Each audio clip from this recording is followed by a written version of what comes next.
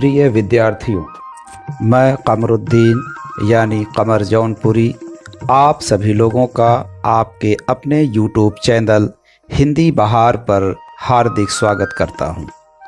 आज हम लोग कक्षा 11वीं की पाठ्य पुस्तक आरोह भाग 1 में संकलित मीराबाई के पद पाठ का अध्ययन करेंगे। इस वीडियो में मीराबाई के जीवन परिचय का संक्षिप्त वर्णन होगा। साथ ही आपके पाठ्यक्रम में संकलित मीराबाई द्वारा रचित दोनों पदों का वाचन एवं विस्तृत अध्ययन होगा। पदों का वाचन शब्दार्थ, भावार्थ एवं काव्य सौंदर्य के साथ साथ पाठ के अंत में दिए गए प्रश्नों पर भी चर्चा की जाएगी। एक बार पुनः आप लोगों का स्वागत करते हुए मैं आज का यह पाठ प्रारंभ करता हूं। तो आइए सर्वप्रथम हम मीराबाई का जीवन परिचय प्राप्त करते हैं।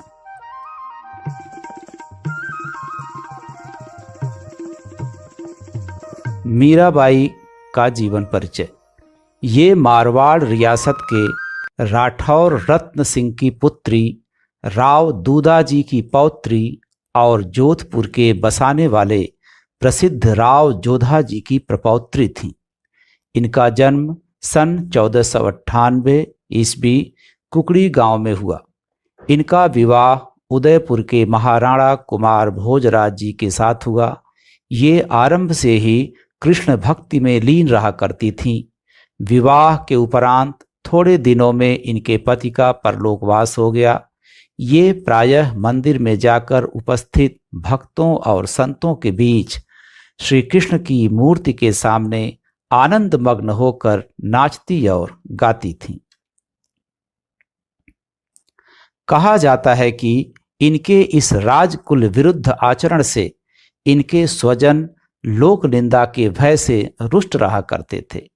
यहाँ तक कहा जाता है कि इन्हें कई बार विष देने का भी प्रयत्न किया गया, परंतु भगवत कृपा से इन पर विष का कोई प्रभाव नहीं पड़ा। घर वालों के व्यवहार से खिन्न होकर ये द्वारिका और वृंदावन के मंदिरों में घूम घूम कर भजन सुनाया करती थीं। जहाँ जाती वहाँ इनका देवियों सा सम्मान होता था। मीरा का जन्म 1498 ईस्वी कुकड़ी गांव नामक स्थान में, जो मारवाड़ रियासत में पड़ता है, वहाँ पे हुआ था। इनकी प्रमुख रचनाएं हैं मीरा पदावली और नरसी जीरो माहेरो। इनकी मृत्यु सन 1546 ईस्वी में होती है। मीरा के बारे में और थोड़ा विस्तृत जानकारी प्राप्त करते हैं। मीरा सगुण धारा की महत्वपूर्ण भक्त कवयित्री थीं। कृष्ण की उपासिका होने के कारण उनकी कविता में सगुण भक्ति मुख्य रूप से मौजूद है, लेकिन निर्गुण भक्ति का प्रभाव भी मिलता है। संत कवि रैदास उनके गुरु माने जाते हैं। बचपन से ही उनके मन में कृष्ण भक्ति की भावना जन्म ले चुकी थी, इसलिए वे कृष्ण को ही अपना आराध्य और पति मानती रहीं। अन्य भक्तिकालीन कवियों की तरह मीरा ने भी देश में दूर दूर तक यात्राएं की। चित्तौड़ राजघराने में अनेक कष्ट उठाने के बाद मीरा वापस मेड़ता आ गईं। यहाँ से उन्होंने कृष्ण की लीला भूमि वृंदावन की यात्रा की। जीवन के अंतिम दिनों में वे द्वारिका चली गईं। माना जाता है कि वहीं रणछोड़ दास जी की मंदिर की मूर्ति में वे समाहित हो गईं। उन्होंने लोक लाज और कुल की मर्यादा के नाम पर लगाए गए सामाजिक और वैचारिक बंधनों का हमेशा विरोध किया। पर्दा प्रथा का भी पालन नहीं किया तथा मंदिर में सार्वजनिक रूप से नाचने गाने में कभी हिचक महसूस नहीं की। मीरा मानती थी कि महापुरुषों के साथ संवाद, जिसे सत्संग कहा जाता है, मीरा मानती थी कि महापुरुषों के साथ संवाद से ज्ञान प्राप्त होता है और ज्ञान से मुक्ति मिलती है। अपनी इन मान्यताओं को लेकर वे दृढ़ निश्चयी थीं। निंदा या बंदगी उनको अपने पथ से विचलित नहीं कर पाई। जिस पर विश्वास किया उस पर अमल किया, इस अर्थ में उस युग में जहाँ रूढ़ियों से ग्रस्त समाज का दबदबा था, वहाँ मीरा स्त्री मुक्त की आवाज बनकर उभरी थी। उस समय जबकि राजस्थान में राजघरानों में विशेषकर पर्दा प्रथा थी, वहाँ पर मीरा ने एक तरह से स्त्री मुक्त की आवाज़ बनकर उभरती हैं और एक क्रांति करती हैं। वे राजघराने के नियमों को तोड़ती हैं, समाज के नियमों को तोड़ती हैं और कृष्ण भक्ति में लीन होकर के मंदिरों में नाचती गाती हैं, संतों के साथ रहती हैं। मीरा की कविता में प्रेम की गंभीर अभिव्यंजना है। जैसा कि देखा, इन्होंने कृष्ण को अपना पति मान लिया, अपना प्रीतम मान लिया और लोक लाज की परवाह किए बिना जब यह उनमें लीन हो जाती हैं तो इनकी कविताओं में प्रेम अपने आप प्रस्फुटित होता है, वो स्वाभाविक प्रकटीकरण होता है उसका। तो मीरा की कविता में प्रेम की गंभीर अभिव्यंजना है, उसमें विरह की वेदना है और मिलन का उल्लास भी। मीरा की कविता का प्रधान गुण सादगी और सरलता है। कला का अभाव ही उसकी सबसे बड़ी कला है। यह बहुत महत्वपूर्ण पंक्ति यहाँ पर दी हुई है कि कला का अभाव ही उसकी सबसे बड़ी कला है।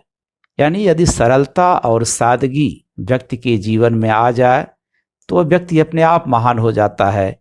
उसी तरह कला में भी यदि सादगी और सरलता आ जाए, निश्चलता आ जाए, स्वाभाविकता आ जाए तो वह कला अपने आप श्रेष्ठ हो जाती है।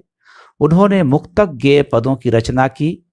उनकी जो कविता की शैली थी वह मुक्तक गेय पदों, ये पद थे, गेय अर्थात गाने योग्य थे, मुक्तक थे। मुक्तक का मतलब होता है लंबी कविताएं नहीं होना, 4 लाइन 10 लाइन में एक भाव पूरा पूर्ण हो जाना। अपने आप में कविता जब कुछ पंक्तियों में पूर्ण हो जाती है तो उसे मुक्तक कविता कहा जाता है। लोक संगीत और शास्त्रीय संगीत दोनों क्षेत्रों में उनके पद आज भी लोकप्रिय हैं। उनकी भाषा मूलतः राजस्थानी है तथा कहीं कहीं ब्रज भाषा का प्रभाव है। कृष्ण के प्रेम की दीवानी मीरा पर सूफियों के प्रभाव को भी देखा जाता है। जैसा कि आपने देखा कि रैदास इनके गुरु माने जाते हैं। रैदास निर्गुण मार्गी कवि थे, निर्गुण संत थे। तो इस तरह से मीरा का सभी संतों से मिलना जुलना, उठना बैठना होता था, तो सबका प्रभाव इन पर दिखाई पड़ता है। सूफियों का प्रभाव भी दिखाई पड़ता है। मीरा की कविता के मूल में दर्द है। उनकी कविता के मूल में जो मूल संवेदना है वह दर्द है, व्यथा है। अपने प्रिय से बिछड़ने का जो गम है, जो दर्द है, वो दिखाई पड़ता है। वे बार बार कहती हैं कि कोई मेरे दर्द को पहचानता नहीं, न शत्रु न मित्र, हेरी मैं तो प्रेम दीवानी, मेरो दर्द न जाने कोई।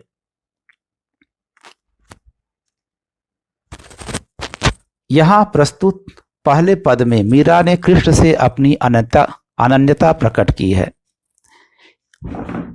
यहाँ प्रस्तुत पहले पद में मीरा ने कृष्ण से अपनी अनन्यता व्यक्त की है तथा व्यर्थ के कारणों में व्यस्त लोगों के प्रति दुख प्रकट किया है। दूसरे पद में प्रेम रस में डूबी हुई मीरा सभी रीत रिवाजों और बंधनों से मुक्त होने और गिरधर के स्नेह के कारण अमर होने की बात कर रही हैं। दोनों पद नरोत्तम दास स्वामी द्वारा संकलित, ये नरोत्तम दास स्वामी ने एक संकलन किया मीरा मुक्तावली का। इस मीरा मुक्तावली संकलन से ये दोनों पद लिए गए हैं जो आपकी पाठ्य पुस्तक में हैं। तो आइए हम अब इन पदों को बारी बारी से देखते हैं। सबसे पहले पहला पद, मेरे तो गिरधर गोपाल दूसरो न कोई, जाके सिर मोर मुकुट मेरो पति सोई, छाड़ दई कुल की कहानी कहा करी है कोई, संतन ढिग बैठ बैठ लोक लाज खोई, आंसुअन जल सींच सींच प्रेम बेल बोई, अब त बैल फैल गई आनंद फल होई, दूध की मथनिया बड़े प्रेम से बिलोई, दधि मथि घृत काढ़ लियो डारी दई छोई, भगत देख राजी हुई जगत देख रोई, दासी मीरा लाल गिरधर तारो अब मोही। तो ये इनका बहुत ही सुंदर एक पद जो गाया जाता है। यूट्यूब पे आप इसको सर्च करेंगे तो इसको गाने वाले कई गायकों ने इसे गाया भी है।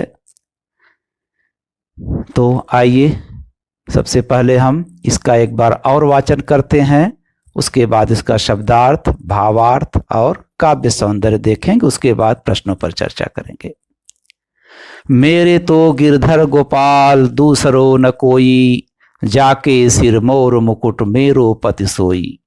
छाड़ दई कुल की कहानी कहा करी है कोई, संतन ढिग बैठ बैठ लोक लाज खोई। आसुवन जल सींच सींच प्रेम बेली बोई, अब त बेली फैल गई आनंद फल होई। दूध की मथनिया बड़े प्रेम से बिलोई, दधि मथ घृत काढ़ लियो डारी दई छोई। भगत देख राजी हुई जगत देख रोई, दासी मीरा लाल गिरधर तारो अब मोही। तो इसके शब्दार्थ में देखते हैं। मेरे तो गिरधर गोपाल, गिरधर, गिरधर मतलब गिर को धारण करने वाला, गिर मतलब पर्वत, धर मतलब धरना, धारण करना, जो गिर को धारण करता है। गिर को धारण कौन किया था? यह चित्र दिख रहा आपको। कृष्ण ने एक बार गिर को धारण कर लिया था, जो गोवर्धन पर्वत था उसको उठा लिया था। इसकी कहानी आप लोगों को पता होगी कि जब इंद्रदेव नाराज हो जाते हैं और अत्यधिक वर्षा करने लगते हैं, तो उनकी वर्षा के प्रकोप से बचाने के लिए कृष्ण ने गोवर्धन पर्वत ही उठा लिया था, जिसके नीचे पूरा गांव आ गया था, सबकी रक्षा हुई थी। तो आज भी ये गोवर्धन पर्वत है, लोग इसकी परिक्रमा करते हैं, इसकी पूजा भी करती हैं, इसका त्योहार भी मनाते हैं, इसका उत्सव भी मनाया जाता है। जाके सिर मोर मुकुट मेरो पति सोई। मोर जानते हैं मयूर, मुकुट जो माथे पर पहनते हैं। मेरो पति, मेरो मतलब मेरा, पति मतलब पति, सोई मतलब यहां पर है वही। यहां सोई मतलब सोने से नहीं है, सोई मतलब वही। छाड़ दई मतलब छोड़ दिया। कुल की कहानी, कुल मतलब वंश, खानदान। कहानी, कहानी मतलब जो मर्यादा थी कुल की कान छोड़ दी। आइए एक बार शब्दार्थ इसका लिखित है, देख लेते हैं इसको।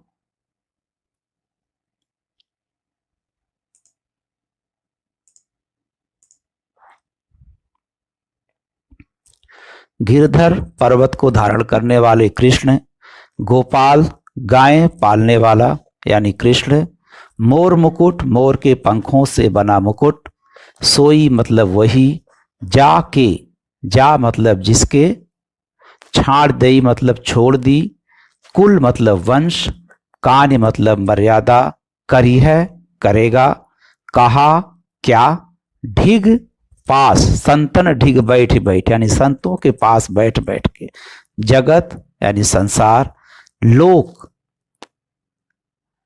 लोक लाज एक शब्द है यहाँ पे, लाज इधर आ गया है, लोक लाज यानी समाज की मर्यादा, आंसुअन अर्थात आंसू, सींच सींच कर जैसे खेतों में फसल सींची जाती है, मथनिया मथनी जिससे मथ करके घी निकाला जाता है, बिलाई यानी मथ दी उसको मथी, दधी दही, यह दधी जो है वह तत्सम शब्द है और उससे निकला यह दधी दही तद्भव शब्द है। घृत घी, काढ़ लियो, काढ़ लेना मतलब निकाल लेना, डारी दई मतलब डाल दी, तारो मतलब उद्धार, तर जाना जिससे होता, छोई अर्थात छाछ जो मट्ठा बच जाता है घी निकालने के बाद, दही को मथने के बाद, सारहीन अंश, मोही अर्थात मुझे। अब आइए पद में देखते हैं। छाड़ दई कुल की कान कहा करी है कोई, संतन ढिग बैठ बैठ लोक लाज खोई। आंसुअन जल सींच सींच प्रेम बेल बोई, अब त बेल फैल गई आनंद फल होई। तो यहाँ पर मीरा अपने आराध्य, अपने प्रिय गिरधर गोपाल अर्थात श्री कृष्ण को अपना सब कुछ मानते हुए वे कहती हैं कि मेरे तो सिर्फ गिरधर गोपाल हैं और मेरा दूसरा कोई भी नहीं है, दूसरो न कोई, दूसरा कोई भी नहीं है। जाके सिर मोर मुकुट, जिसके सिर पर मोर का मुकुट है, यह जिसे मुकुट धारण करते हैं, जिसके सिर पर मोर का मुकुट है, मेरो पति सोई, मेरा पति, मेरा आराध्य, मेरा परमात्मा, मेरा प्रियतम। अब जो कुछ है वह श्री कृष्ण ही हैं और संसार में, इस संसार में या परलोक में मुझे और किसी की चाहत नहीं है और कोई अभिलाषा नहीं है। बस श्री कृष्ण मुझे मिल जाए तो मेरा जीवन धन्य हो जाएगा, वही मेरे सब कुछ है। छाड़ दई कुल की कहानी, कहा करी है कोई, करें कि मैंने कुल की कहानी को छोड़ दिया, कुल की मर्यादा जो थी उसको हमने छोड़ दिया। कुल की मर्यादा क्या थी कि राजघराने में पैदा हुई, राजघराने की बहू रही, वहाँ की विधवा हो जाती हैं, तो विधवा होने के बाद था कि सफ़ेद साड़ी पहन के घर में रहना है, जो उस समय विधवाओं की स्थिति थी, बाल मुड़ा लेना है, कोई सजाव श्रृंगार नहीं करना है। तो वो जो घर में रहने की परंपरा थी विधवाओं को, उसके विपरीत जाकर यह कुल की मर्यादा को छोड़ करके छाड़ दई कुल की कान, कुल अपने वंश की मर्यादा को छोड़ देती हैं। कहा करी है कोई, कोई कुछ भी कहा करे, कोई कुछ भी कहे, मुझे फर्क नहीं पड़ता है, मुझे कोई अंतर नहीं आता मेरे व्यवहार में। मैंने तो सब जो मान मर्यादा थी कुल की उसको छोड़ दिया है। संतन ढिग बैठ बैठ लोक लाज खोई, संतों के साथ बैठ के, ढिग मतलब साथ में, संतों के साथ बैठ बैठ करके, जैसा बताया कि रैदास इनके गुरु माने जाते हैं, सूफियों से भी इनकी वार्तालाप, इनका वार्तालाप हुआ है, जिससे सूफियों का भी प्रभाव पड़ा है, संतों का प्रभाव पड़ा, यानी सगुण धारा की कवयित्री हैं, लेकिन फिर भी निर्गुण मार्गी धारा के लोगों से भी बातचीत करती हैं, सत्संग करती हैं। तो कहती हैं संतों के पास बैठ बैठ के हमने लोक लाज खोई। एक महिला आज भी, अभी कितने वर्षों बाद हम आधुनिक करें, आज भी अगर इस तरह से संतों के साथ बैठ के बातचीत करे तो समाज के लोग उसे क्या क्या कहेंगे। वो उस समय उन्होंने वह साहस किया, जब उस समय कह लीजिए समाज कितना हमारा पिछड़ा हुआ था, तो करे कि हमने लोक लाज खो दिया, हमें कोई फर्क नहीं पड़ा कि हमको संसार क्या कहता है, हमने लोक लाज को छोड़ दिया। आंसुअन जल सींच सींच प्रेम बेल बोई, आंसुओं के जल से सींच करके प्रेम के बेली को, बेली मतलब लताएं होती, जिसे फूलों की लताएं होती हैं, बेला का फूल देखे होंगे, या और बहुत सो जो लता रूप में होते हैं पुष्प, तो उसको सींचना पड़ता है पानी से, तब जाकर के लता बढ़ती है और ढेर सारे पुष्प उसमें से निकलते हैं। तो आंसुअन जल सींच सींच, करें कि हमने प्रेम की बेली को बोया है, जो प्रेम की बेली है उसको हमने बोया है और उसको अपने आंसुओं से सींचा है। वो आंसू कैसे हैं? वो प्रिय के विरह में निकले हुए सच्चे हृदय से जो वो रोती हैं अपने प्रिय के लिए, उसमें जो आंसू निकलते हैं वह उनके उस प्रेम के बेल को और अत्यधिक बढ़ाते हैं, उसे पल्लवित करते हैं, पुष्पित करते हैं। अब तब बेली फैल गई, कह रहे हैं कि हम अपने प्रेम के लिए इतना आंसू बहाने अपने प्रीतम के लिए उनकी याद में, कि हमारा प्रेम तो और प्रगाढ़ हो गया है कृष्ण के प्रति। अब तो बेली फैल गई, और अब यह जो बेल है यह फैल गई, चारों तरफ फैल गई है, कहीं भी कुछ बाकी नहीं रहा, सबको अपने अंतस में समा लिया, घेर लिया है। इसी अर्थात यह प्रेम मुझे पूरी तरह से घेर लिया है, मेरे हृदय में श्री कृष्ण के प्रेम का ही सर्वत्र निवास हो गया है। और अब वहां पर सुंदर सुंदर जिस प्रकार बेल में पुष्प निकलते हैं, उसी प्रकार यहाँ पर प्रेम के बेल में आनंद फल हुई, आनंद का फल हो रहा है। इसका जो फल निकल रहा है, जो पुष्प निकल रहा है, उससे अपार आनंद हो रहा है। कहने का तात्पर्य कि प्रेम, जो कृष्ण के प्रति प्रेम है, वो पूरी तरह से प्रगाढ़ हो गया है, पुष्पित हो गया है, पल्लवित हो गया है। अब वहां सिर्फ आनंद ही आनंद है, दुख का कहीं कोई नामो निशान नहीं है। दूध की, अब बड़े एक उदाहरण से समझाती हैं इस बात को अपने, कि दूध की मथनियां बड़े प्रेम से बिलोई। ये देखिए, यहाँ पर दूध को पहले जमाया जाता है, घी बनाने के लिए दही जमाई जाती है। दही को इस तरह से जब मथते हैं तो ऊपर जो निकलता है वह माखन होता है। उस माखन को फिर जब हम, जिसे बटर भी आप कहते हैं, उस माखन को जब हम गर्म करते हैं आग पर, तो उसमें से जो सारहीन तत्व होता है वो जल जाता है, फिर प्योर शुद्ध घी हमको निकलता है। तो उसी जो प्रक्रिया है उसको बता रही हैं कि दूध की मथनियां बड़े प्रेम से बिलोई। जैसे दूध की ये मथनी है, इस मथनी से हम दूध को मथ कर के क्या किए, घी निकाल लिए, बड़े प्रेम से बिलोई।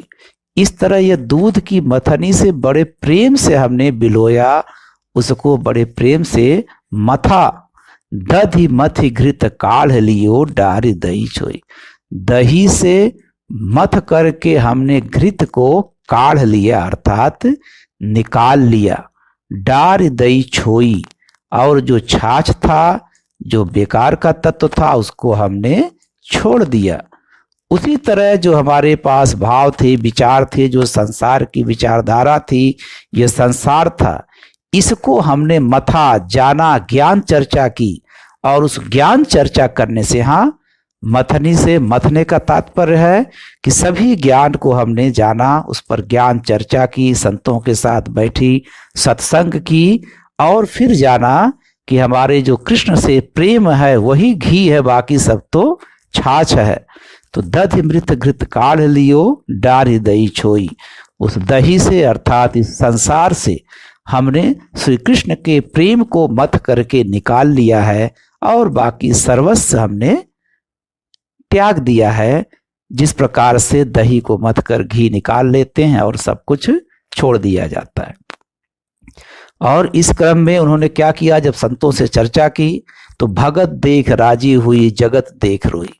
भक्तों को देख करके, यानी ऐसे लोग जो ईश्वर से प्रेम कर रहे हैं, जो ईश्वर के बताए हुए मार्ग पर चल रहे हैं, उनको देख करके वे राजी होती हैं, प्रसन्न होती हैं। और जगत देख रोई, और संसार को देख करके रो पड़ती हैं। संसार में भटके हुए लोगों को देख करके रो पड़ती हैं कि लोग कैसे ईश्वर को भूल करके कुमार्ग पर चल रहे हैं और दुख में जीवन काट रहे हैं। आनंद तो ईश्वर के पास है, उस परमानंद के पास है, क्यों लोग ईश्वर की शरण में नहीं आते हैं। यह देख देख वो रोती हैं। और फिर अंत में कहती हैं कि दासी मीरा लाल गिरधर तारो अवमोही। कहती हैं कि मीरा आपकी दासी है। किसकी दासी है? ऐ लाल गिरधर, है श्री कृष्ण, यह मीरा तो आपकी दासी है। अब मेरा उद्धार करो, तारो अब मोही, मेरा अब उद्धार करो, मुझे अब इस संसार से उद्धार करो, इन कष्टों से उबारो। यह पूरी तरह से भक्ति में, भक्ति भाव में सना हुआ एक पद था, जिसमें श्री कृष्ण के प्रति इनकी अनन्यता प्रकट होती है कि कैसे अपना सर्वस्व न्यौछावर करके श्री कृष्ण के प्रति समर्पित हो जाती हैं, उन्हें ही अपना सब कुछ मान लेती हैं। तो यह आपने देखा। अब इसका भावार्थ, इसको लिखने का मैंने प्रयास किया है, इसको एक बार पढ़ देते हैं। आप इसका स्नैपशॉट भी लेके रख सकते हैं। इस पद में मीराबाई ने भगवान कृष्ण को पति के रूप में माना है तथा उनसे अपने उद्धार की प्रार्थना की है। मीराबाई कहती हैं कि मेरे तो गिरधर गोपाल अर्थात कृष्ण ही सब कुछ है, दूसरे से मेरा कोई संबंध नहीं है। जिसके सिर पर मोर का मुकुट है वही मेरा पति है अर्थात श्री कृष्ण। उनके लिए मैंने परिवार की मर्यादा भी छोड़ दी है। अब मेरा कोई क्या कर सकता है? अर्थात मुझे किसी की परवाह नहीं है। मैं संतों के पास बैठकर ज्ञान प्राप्त करती हूँ और इस प्रकार लोक लाज भी खो दी है हमने। मैंने अपने आंसुओं के जल से सींच सींच कर प्रेम की बेल बोई है। अब यह बेल फैल गई है और इस पर आनंद रूपी फल लगने लगे हैं। वे कहती हैं कि मैंने कृष्ण के प्रेम रूपी दूध को, यहाँ रूप लिखा गया रूपी होगा, प्रेम रूपी दूध को भक्ति रूपी मथानी में बड़े प्रेम से बिलोया है। मैंने दही से सार तत्व अर्थात घी को निकाल लिया है और छाछ रूपी सारहीन अंशों को छोड़ दिया है। अर्थात हमने जो कृष्ण का प्रेम था, प्रेम रूपी दूध को भक्ति रूपी मथानी से मथ लिया है और उसमें से उस आनंद को, उस घी को प्राप्त कर लिया है, बाकी सब कुछ छोड़ दिया है। वे प्रभु के भक्त को देखकर बहुत प्रसन्न होती हैं और संसार के लोगों को मोह माया में लिप्त देखकर रोती हैं। वे स्वयं को गिरधर की दासी बताती हैं और अपने उद्धार के लिए प्रार्थना करती हैं। ये आपका पद हो गया, भावार्थ हो गया। अब इसका काव्य सौंदर्य देख लेते हैं। काव्य सौंदर्य में भाव सौंदर्य और शिल्प सौंदर्य दोनों समाहित रहता है। जब आपसे कहा जाएगा कि भाव सौंदर्य बताइए, तब आपको शिल्प सौंदर्य अर्थात जो पद की बनावट है, जो इसमें रस छंद अलंकार इन सब की चर्चा है, उसको नहीं करना है। लेकिन जब काव्य सौंदर्य की बात करते हैं तो जो विशेष भाव है उसकी भी चर्चा करनी है और जो इसका शिल्पगत सौंदर्य है उसकी भी चर्चा करनी है। तो इसमें दोनों देखते हैं हम। मीरा कृष्ण प्रेम के लिए परिवार व समाज की परवाह नहीं करती हैं, यह भाव सौंदर्य हो जाएगा। मीरा की कृष्ण के प्रति अनन्यता व समर्पण भाव व्यक्त हुआ है। मीरा यहाँ पर की नहीं का होगा। मीरा का कृष्ण के प्रति अनन्यता व समर्पण भाव व्यक्त हुआ है, क्योंकि भाव के लिए आया है, का होगा। यह भाव सौंदर्य हो गया। अनुप्रास अलंकार की छटा है। बैठी बैठी सींच सींच में पुनरुक्ति प्रकाश अलंकार है, क्योंकि एक ही शब्द की आवृत्ति सौंदर्य के लिए 2 बार हुई है। माधुर्य गुण है। राजस्थानी मिश्रित ब्रज भाषा का सुंदर रूप है। मोर मुकुट, प्रेम बेली, आनंद फल में रूपक अलंकार है। संगीतात्मकता व गेयता विद्यमान है इसमें। अब इस पर आधारित कुछ प्रश्न है जिसको आप लोग करने का प्रयास कीजिएगा। मीरा किसको अपना सर्वस्व मानती हैं तथा क्यों? मीरा कृष्ण प्रेम के विषय में क्या बताती हैं? मीरा के रोने और खुश होने का क्या कारण है? कृष्ण को अपनाने के लिए मीरा ने क्या क्या खोया? तो इस तरह से यह पहला पद पूर्ण होता है। अब आते हैं हम दूसरे पद की तरफ। दूसरे पद का वाचन देखते हैं। पग घुंघरू बांधी मीरा नाची, पग घुंघरू बांधी मीरा नाची, मैं तो मेरे नारायण सु आप ही हो गई साची। लोग कहें मीरा भई बावरी, लोग कहें मीरा भई बावरी, न्यात कहें कुलनाशी, विष का प्याला राणा भेजा, पीवत मीरा हासी, मीरा के प्रभु गिरधर नागर, सहज मिले अविनाशी। एक बार पुनः देखते हैं इसे। पग घुंघरू बांध मीरा नाची, मैं तो मेरे नारायण सु आप ही हो गई साची। लोग कहे मीरा भई बावरी, न्यात कहे कुल न्यासी, विष का प्याला राणा भेजा, पीवत मीरा हासी, मीरा के प्रभु गिरधर नागर, सहज मिले अविनाशी। इसके शब्दार्थ देख लेते हैं। पग अर्थात पैर, नारायण अर्थात ईश्वर, आप ही मतलब आप ही, स्वयं ही, साची माने सच्ची, भई मतलब हो जाना, हो गई, बावरी यानी पागल, बावरा का स्त्रीलिंग है, न्यात ये शब्द विशेष याद रखिए, न्यात परिवार के लोग, जो बिरादरी के लोग हैं, उनके समाज के लोग। कुलनाशी, कुल का नाश करने वाली। विष अर्थात जहर। पीवत, पीती हुई। हासी, हंस दी। गिरधर, पर्वत उठाने वाले अर्थात श्री कृष्ण। नागर यानी चतुर।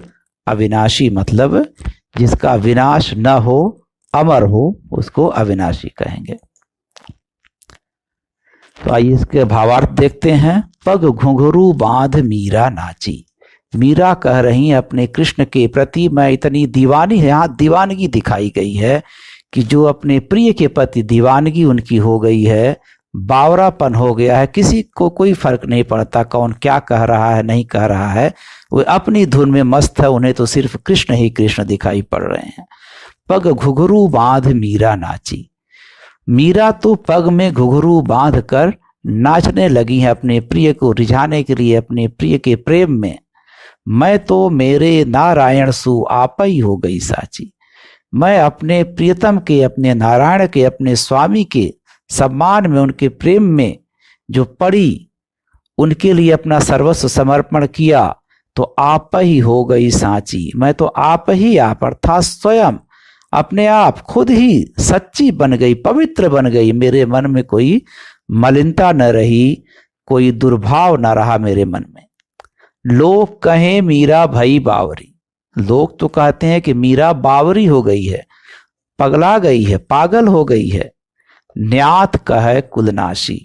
और जो बिरादरी के लोग हैं, खानदान के लोग हैं, वंश परंपरा के लोग हैं, वे कहते हैं कि कुल का नाश करने वाली है, हमारे कुल की मर्यादा को नष्ट करने वाली है। और जैसा कि आपने जीवन परिचय में देखा कि राणा ने विष का प्याला भी भेजा, क्योंकि काफी बदनामी हो रही थी कि उनकी बहू जाकर इस तरह से संतों के बीच में नाच गा रही है। तो कई बार उन्हें मारने का प्रयास हुआ, विष का प्याला भी भेजा गया। उसको वो यहाँ अपने पद में कहती हैं कि विष का प्याला राणा भेजा, पीवत मीरा हंसी। राणा जी ने विष का प्याला भेजा और मीरा हंसते हुए पी गई, उसे कोई फर्क नहीं पड़ा। मीरा के प्रभु गिरधर नागर सहज मिला अविनाशी। मीरा कहती हैं कि मेरे प्रभु तो वही गिरधर नागर हैं जो सबकी रक्षा करने वाले हैं, गिरि पर्वत, गिरि को उठाकर जैसे सबकी रक्षा करने वाले हैं, चतुर हैं। वही गिरधर नागर, वही श्री कृष्ण, वही प्रभु जो मेरे स्वामी हैं, वो सहज मिले अविनाशी। मुझे वह अविनाशी जिनका विनाश कभी नहीं होता, जो शाश्वत रहने वाले हैं, वह ईश्वर मुझे तो सहज में ही मिल गया। सिर्फ मुझे उनके प्रेम में लीन होना पड़ा, मुझे इसके लिए कोई बहुत कष्ट उठाने की आवश्यकता नहीं पड़ी। तो यहाँ एक संदेश दे रही हैं कि ईश्वर को पाने के लिए सहजता की आवश्यकता है। जब आपके अंतस में सहजता आ जाएगी, जब आप सहज हो जाएंगे, तो फिर आपको कोई फर्क नहीं पड़ेगा कि आप क्या करते हैं। जैसे एक छोटा बच्चा होता है, वो सहज भाव में होता है, उसको जहां मर्जी होती है खेलने लगता है, जिससे बात कर लेता है, उसे कोई फर्क नहीं पड़ता कि कौन क्या कह रहा है नहीं कह रहा है। तो सहजता जब आ जाएगी तो ईश्वर मिल जाएंगे। कबीर भी इसी को कहते हैं, जाके हृदय साँच है ताके हृदय आप। झूठ बराबर साँच बराबर तप नहीं, झूठ बराबर पाप, जाके हृदय साँच है ताके हृदय आप। तो उसी सच्चाई की बात यहाँ मीरा भी कर रही हैं। आइए इसका भावार्थ लिखित रूप से देख लेते हैं। इस पद में उन्होंने कृष्ण प्रेम की अनन्यता व सांसारिक तानों का वर्णन किया है। ताना मारना जो होता है, मीराबाई कहती हैं कि वह पैरों में घुंघरू बांधकर कृष्ण के समक्ष नाचने लगी हैं। इस कार्य से यह बात सच हो गई कि मैं अपने कृष्ण की ही हूं। उसके इस आचरण के कारण लोग उसे पागल कहते हैं। परिवार और बिरादरी वाले कहते हैं कि वह कुल का नाश करने वाली है। मीरा विवाहिता है, उसका यह कार्य कुल की मान मर्यादा के विरुद्ध है। कृष्ण के प्रति उसके प्रेम के कारण राणा ने उसे मारने के लिए विष का प्याला भेजा। उस प्याले को मीरा ने हंसते हुए पी लिया। मीरा कहती हैं, उसका प्रभु गिरधर बहुत चतुर है, मुझे सहज ही उसके दर्शन सुलभ हो गए हैं। आइए काव्य सौंदर्य देख लेते हैं। कृष्ण के प्रति मीरा का अटूट प्रेम व्यक्त हुआ है। मीरा पर हुए अत्याचारों का आभास होता है इसमें। अनुप्रास अलंकार की छटा है। संगीतात्मकता है पद में। राजस्थानी मिश्रित ब्रजभाषा का प्रयोग किया गया है। भक्ति रस की अभिव्यक्ति हुई है। बावरी शब्द से एक बिंब उभरता है, एक पागलपन का, एक दीवानगी का। यहाँ एक विष का प्याला पीते हुए चित्रकार ने चित्र अंकित किया है। इसके कुछ प्रश्न देखते हैं। मीरा कृष्ण भक्ति में क्या क्या करने लगी? लोग मीरा को बावरी क्यों कहते हैं? राणा ने मीरा के लिए क्या भेजा तथा क्यों? सहज मिले अविनाशी, इसका आशय स्पष्ट कीजिए।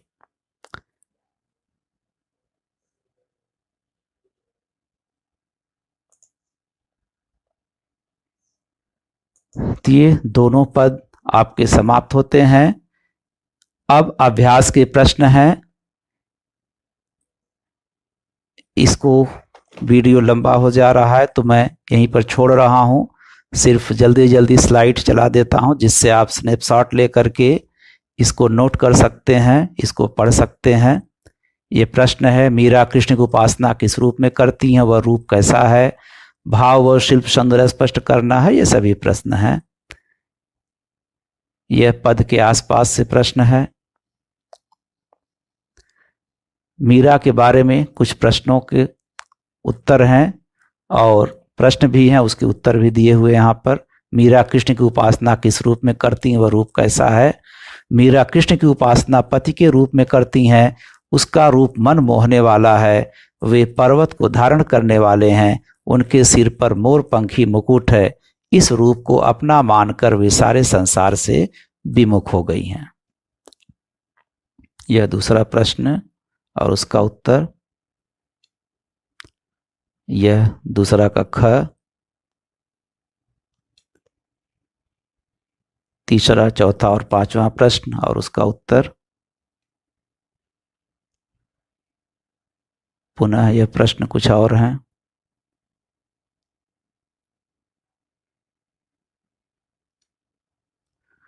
और यहीं पर यह वीडियो समाप्त होता है। अगर आप लोगों को पसंद आया हो तो आप मेरे इस चैनल हिंदी बहार को सब्सक्राइब कीजिए और नोटिफिकेशन के लिए इस बेल को दबा दीजिए ताकि जब भी अगला वीडियो मेरा हो आप लोगों को मिल सके। तो पूरा वीडियो देखने के लिए, अंत तक मेरे साथ बने रहने के लिए आप सभी लोगों का बहुत बहुत धन्यवाद।